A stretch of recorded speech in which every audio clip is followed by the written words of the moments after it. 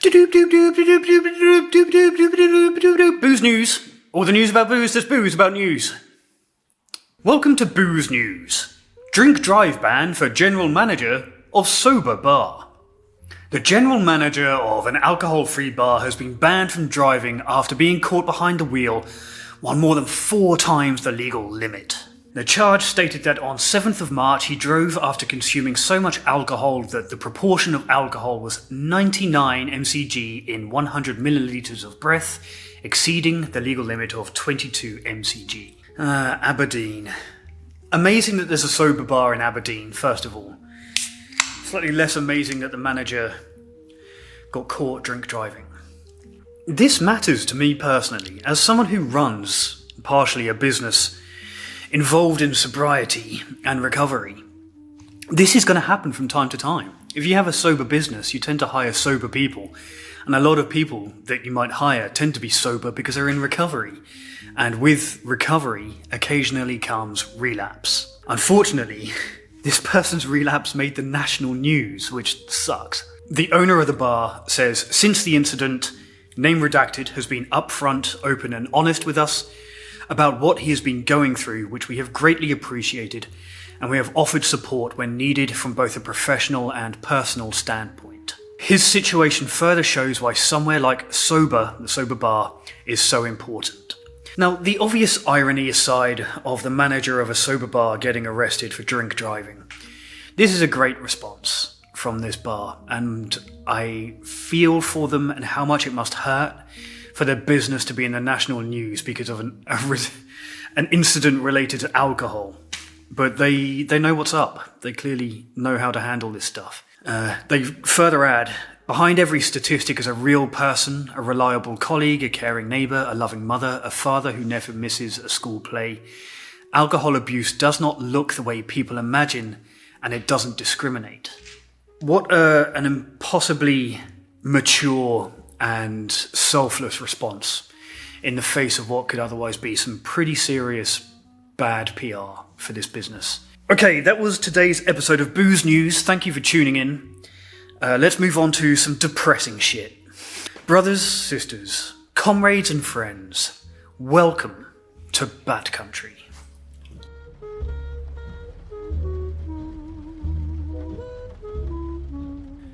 There's something reassuring about a feeling of guilt. Okay, so what I mean is, if you've done something horrible when you were drunk, or if you have put someone that loves you through something horrible, you have something that you can point at to say, I feel guilty about that. I am sorry for this thing. I will devote the rest of my life to sobriety and to ensuring, to working hard every day that something like that will never happen again. But there's a different kind of guilt that comes, I think, with the process of long-term sobriety. Something much harder to deal with because it lacks that shape. It lacks that sense of catastrophe. Because it's something that burns slowly. And it's something that I've been feeling increasingly recently.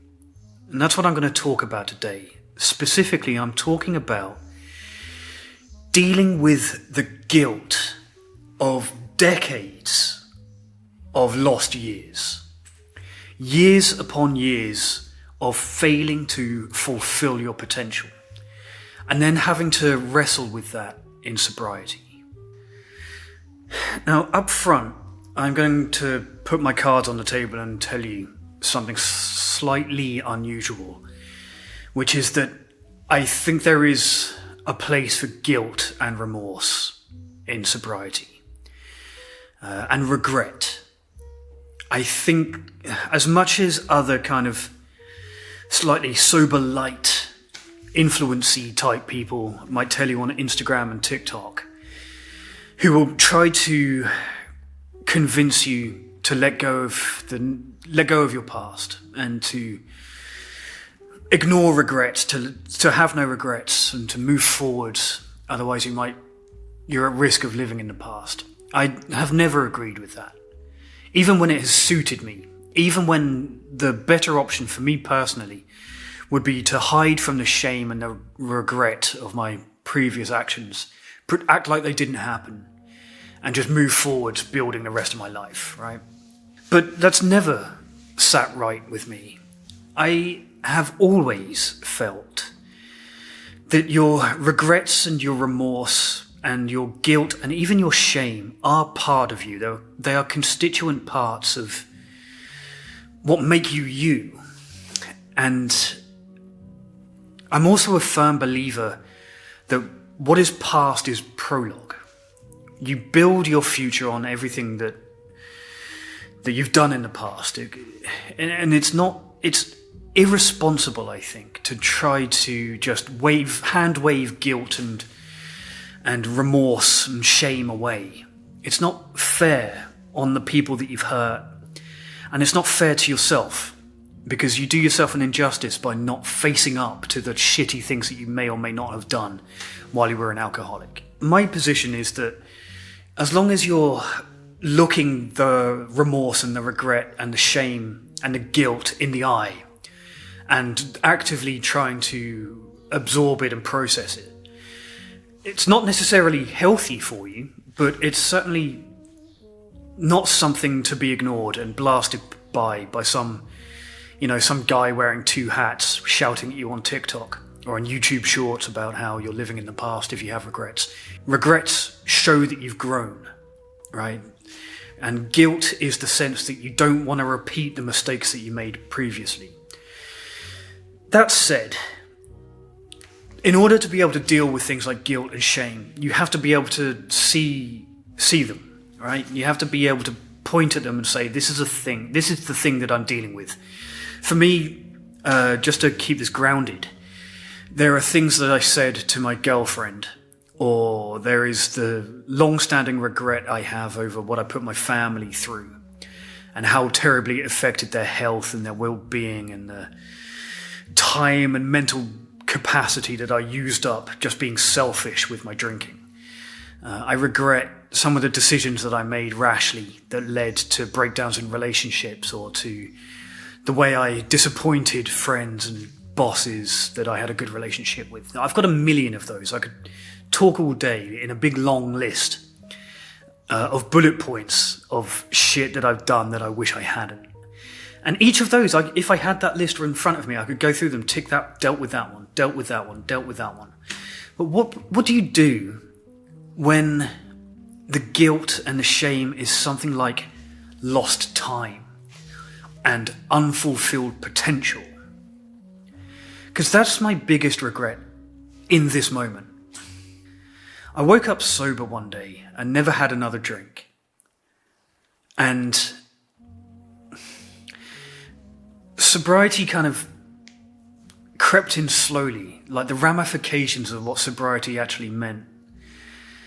They rolled on top of me gently, right? So there was the initial period of withdrawal and all of that stuff, and in that time, your only focus is not picking up another drink and dealing with the immediate horror and dread of the withdrawal. But then slowly after that, at some point, this emotional reckoning kind of seeps in like osmosis. You don't notice when it starts, but your day-to-day considerations in sobriety stop being things like, I need to go to the shop. How do I manage that without picking up a bottle of whiskey? And they start becoming things like, I miss the destruction and chaos of alcohol. You stop having the immediate concerns of, how do I prevent putting a fucking pint of whiskey into my mouth today? And they start being really complex things and contradictory things. Like, I was talking on my Patreon the other day with a couple of my followers about the weird things that we miss.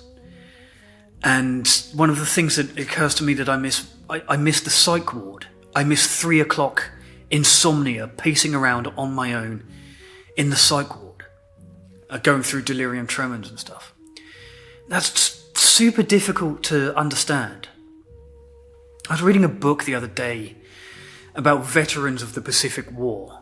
And I'm not trying to draw a comparison between actual combat veterans and alcoholics, obviously, except where there is overlap. And I can't remember the author of the book. I've read a few. I imagine it's probably Eugene Sledge, because he was also a great writer as well as a brilliant all-round person.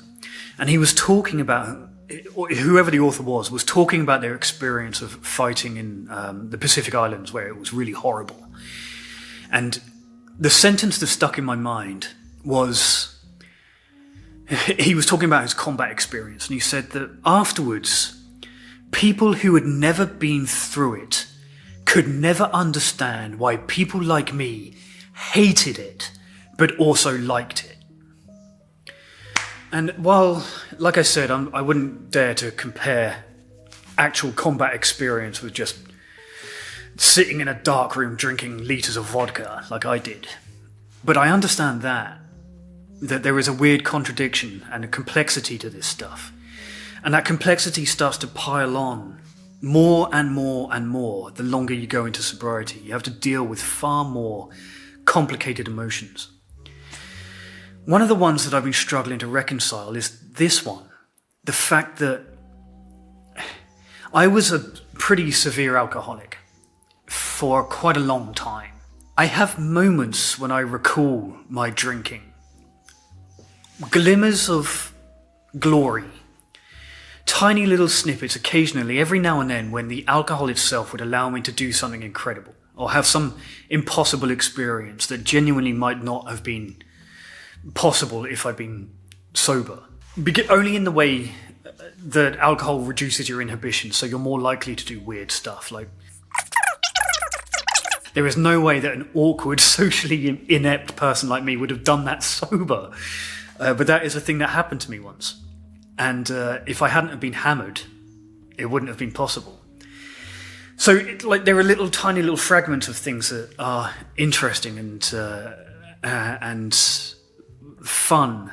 But my overriding memory of it now is just one long blur that could have been one single year or an entire decade. And it's impossible to differentiate. My memory of my time drinking is badly compressed because alcohol blurs my memory so much that it's impossible to recall timescales.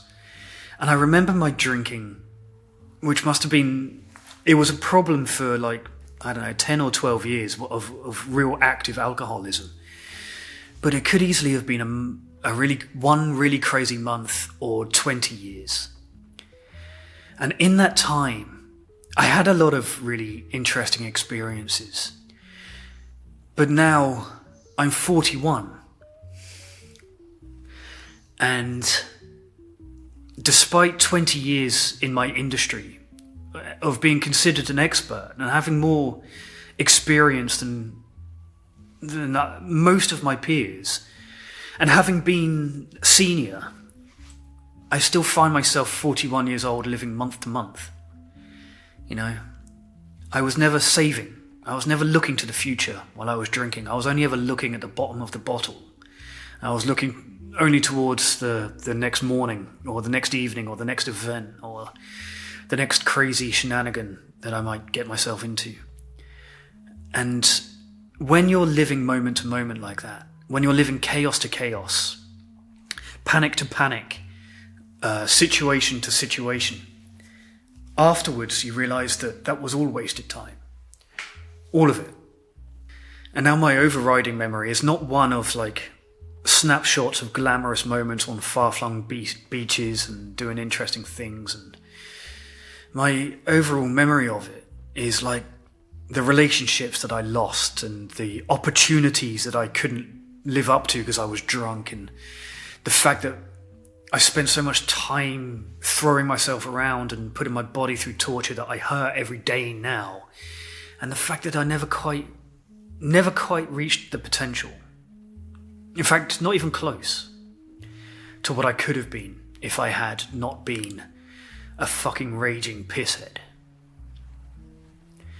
And in that way, it's a sense not just of having missed opportunities, but a sense of having abandoned my life at some point. Despite the tiny little gifts that it gave me, despite the tiny little crumbs of pleasant memories that alcohol gave me, it was like, that was a drop of water in an ocean of negativity. And at some point, I abandoned my goals. I abandoned my ambition in order to be drunk. And I don't know when that happened. But I stopped pursuing things and instead just lived not day to day but bottle to bottle. That's really what I was doing. That was my pattern for years and years, was drink to drink. So much wasted time, man. And after that period, it was even less glamorous, and it would just be hours and days sunk into my apartment, just pacing around in circles and flopping around in bed and just covered in sweat and drink and piss and no food. Just sinking, just hours wiped out, just completely gone. It's not the same as wasting time, it's like strangling time. It's like suffocating time, and it's almost deliberate. The alcohol was to prevent me thinking about real shit. Like, prevent me from dealing with any kind of negative emotions. That was the whole point of it. Was hiding like a fucking coward. And I had so many opportunities to, so much stuff was just put in front of me that I blew. So many opportunities I blew because I was drunk. Like, terrible shit. And even when I showed up for stuff, I'll give you an example, right? So, really at the height of my alcoholism, while I was still employed, I was living in Croatia, and I was the brand manager for this luxury sex toy brand, and I was flown to London to do this really high-end luxury premium event in Soho with all these celebrities and stuff, because the brand I was working with was quite sexy, and some certain celebrities wanted to align themselves with that, right? So I'm talking seriously famous people. I'm not talking, well, not just talking like reality TV stars. I'm talking like serious musicians and stuff like that you may well have heard of. But I had told myself that what I would do was stop drinking for the event. I would stop drinking like in the 3 days before it, and then I'd be there and I'd show up and I'd be great and dazzling and charismatic and all this bullshit. And then immediately after it was over, I would get hammered, and that would be my reward, because that's how you think when you're drunk. Unfortunately, I quit, and then for 2 days I was in withdrawals, except back then I didn't know that it was withdrawals, right? And I felt super uncomfortable and like shaky and sweaty. So I just abandoned my plan, and I started drinking on the plane on the way out to London, and stayed the night in a hotel, got absolutely fucking blasted. And then in the morning, smartened myself up. I had to quickly go to the dentist, I remember. And then I was going to go straight to the event and wear this smart tailored suit and all of this stuff. And after the dentist, I was feeling awful again. And I thought, I'll just have a quick nip. I'll just buy myself like a little bottle of vodka, like 33 centiliters or whatever it is, 330 milliliters. And then I would just have a couple of swigs, and I'll put it in my bag and go on to the event. And then it was there for afterwards, and that kind of thing. But obviously that's not what happened, is it? So I went and bought this tiny bottle of vodka in Covent Garden, opened it, took 2 big swigs, felt a tiny little bit better, which told me that I was safe to drink the rest of it. Drank the rest of it, went and got another one, and I was hammered when I turned up to this event. This fucking... Oh, it was so beautiful. There was so much money involved. I was the brand manager. I was there to be the face of the brand, and I turned up smashed. And I knew I was smashed as well. I was outside the event drinking the vodka before I went in. And then I was like putting like polo mints in my mouth and all of this stuff. And I wobbled up the stairs to the top and said hello to my colleagues, and they knew straight away. I think it was a known problem in my business that I was an alcoholic by then. And one of them pulled me aside, a senior executive, and was like, Stu, are you okay? Can you do this tonight? And I was like, I knew I was rumbled, and I knew that there was no way that I could get through the event. So I said, well, actually, I went to the dentist today and they had to perform an emergency surgery, which was not true. It's just an alcoholic lie. And I said, the anesthetic is still like in my system. Maybe I'll go home. I'm really sorry and I won't be able to do this tonight. And I said, okay, I think that's best. And that was all euphemism. And that's how alcoholism exists in businesses, is in little strategies like that where no one is brave enough to look it in the eye and face it and say, you're an alcoholic. And that's how it kind of survives. And that's an example of just how like ambition and progress is just frozen when you're an alcoholic in that condition. You stop moving forward.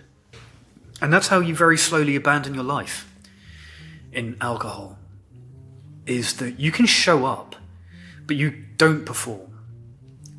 And that was my life for years, really, when I look back on it. And it comes with so much guilt that I missed so much potential. And now I'm starting to worry that time for me has already passed. And the best I can do now in sobriety is just do fine. Do you know what I mean? Like, do you have these concerns? Like, once you got sober, like, maybe this is it now. Maybe I've fucked up my best years completely. These are my concerns. One of the really cruel tricks that recovery plays is that your cognitive ability returns faster than your emotional healing, right? So what I mean by that is that once you quit drinking, you actually start to get physically and cognitively better quite quickly. You start to see, like, your memory improves quite quickly, but all of that happens before you're ready emotionally to deal with picking up the pieces of your life after alcoholism. So while looking back, it feels like I blinked and skipped 15 years.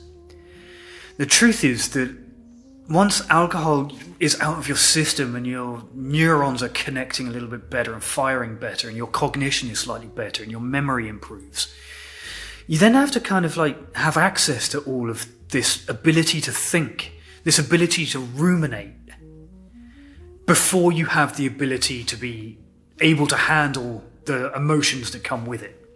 So in one sense, it's a blessing how quickly clarity can return in sobriety. But on the other hand, maybe it comes a little bit too soon.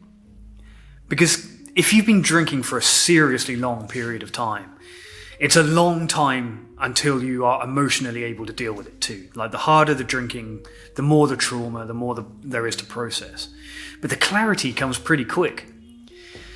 So you're able to assess clear-eyed the destruction that you have wrought around you. And you're not capable of processing all the emotions. And that will drive a lot of people back to the bottle. It did for me many times. Like, as soon as I had that insight that I fucked things up, another bottle of vodka, another 6 months of drinking. The hardest of all of those emotional troughs is what, to me at least, feels a bit like grief. But it's not grief for alcohol. I don't miss alcohol. I don't grieve for it. And it's not grief in the sense that I've lost someone that I love, but it is grief for a different life. It is grief that I wasn't able to live a better life. It's like FOMO. It is like an extraordinarily powerful FOMO. It's grieving a life that didn't happen. And that's unbelievably complex. For an emotionally immature, kind of dumb man like me, that's a really wild emotion to grapple with. Far more complex than I'm prepared to deal with. And it's real too. There is like a real kind of mourning for the person that I could have been, rather than the person that I was. And I can kind of imagine their life differently from mine.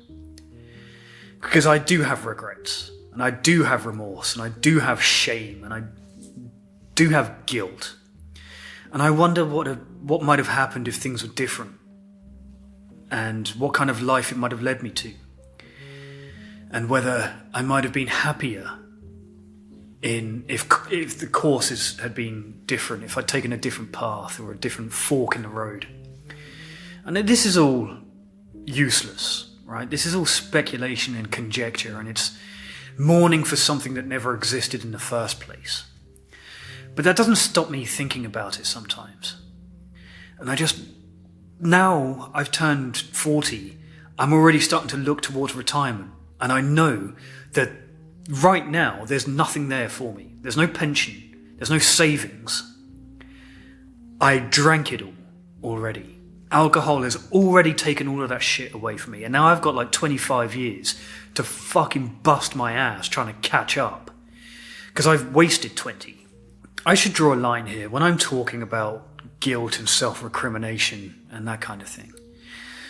I don't feel like I'm attacking myself. So when I say I regret that I wasted 20 years, and when I say that I have remorse, or I'm grieving for a life that I didn't even live, I'm not attacking myself. I don't think that's healthy. I think rather it's about taking responsibility for that gap in time. It's about letting in the fact that I've fucked up for so long. And the guilt that I feel is not just pure self-recrimination and self-hatred. It's not that unhealthy.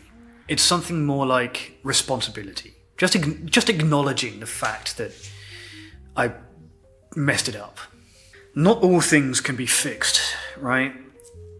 So in AA, they talk about the importance of amends. And if you've hurt people, that's one thing. You can make right with people. For people who are willing to forgive, which in my experience has been mostly everybody, you can do that. You can address that problem. That will soothe your conscience and help to build your sobriety stronger and prevent relapse and all of that stuff. That's good. But some things cannot be fixed. And that's a difficult truth for alcoholics to face. There are some things that you watching this, it is beyond your control. And you have to accept it. There's no other way around it. You have to acknowledge that there are certain walls that cannot be scaled. And you just have to kind of shrug your shoulders and go, okay, well, that's permanent damage there. There's nothing to be done. Let's move on. And that's a scary thought. That things like what I'm talking about, this sense of lost potential, this guilt over lost time, there is nothing to be done about that. There is no way to recover that lost time. I am already older. There's nothing to be done about that, except to prevent the loss of more time. You can't recover time, but you can prevent the wastage of more. And that's what I'm doing. It's so easy to just say, don't feel shame. And it's easy to say, forgive yourself, right? You have to forgive yourself. I see it all the time in comments on other sober YouTubers and on Instagram, and I understand the implication that to forgive yourself is a decision to stop relitigating the past. It's a decision to stop recriminating yourself. That's good in a sense, in a very real sense. But it's just so much easier said than done. And there are things that I will never forgive myself for. And I'm okay with that. I'm okay with having a little piece of me that's always going to be corrupt. You know, a little piece of me that will never be fixed. Fine. I'm okay with that. But I cannot get over this feeling like I let so much life slip through my fingers while I thought I was living it. I was, in fact, wasting it. These are the ruminations of a former alcoholic. I suppose since I've talked in such harsh and negative terms, I should probably say something positive. So I'll say this. I think that I can make an argument. I would love to know if you agree with this. If you've watched this far into this kind of meandering video, if you're a sober person, I wonder if this connects with you. I am starting to believe that every single day spent sober is worth about 5 drunk. What I kind of mean is that the intensity of my current clarity in sobriety far outweighs the quantity of years I lost to alcohol. I think what I mean is that I have the opportunity to pack in far more life into the next 20 years than I thought I had squeezed into the previous 20. Do you think that makes sense? Do you feel like that? In sobriety, do you feel like sober time is worth more than drunk time? Let me know in the comments. And I think that's all I have for today. I would dearly appreciate a like and a subscribe here on YouTube if you're not subscribed already. I've been fiddling around with the format of my content, as you may have seen if you follow the channel. I've done some documentary style ones, and then I've done some kind of scripted ones, and I've done some more like this, more like free-wheeling kind of thoughtful ones. So YouTube doesn't know what to make of my channel anymore, which means it's kind of like tanked a little bit. I don't mind that, but I would like a show of support. So if you've made it this far, do like and subscribe. If you really like it, and would like to be a part of the community slightly more actively, there is a Patreon. That's patreon.com/backcountrysober. And over there's a long-standing community now. That's been running for like 6 months or something, and it's a lot of the same people in there. Like, they really hung on, and I dearly appreciate them as much as, and I'd love to do more there as well. So if you want to head over there's a free tier for like some behind the scenesy stuff, but there's also a paid tier with a little chat, a live chat community where I'm usually hanging around.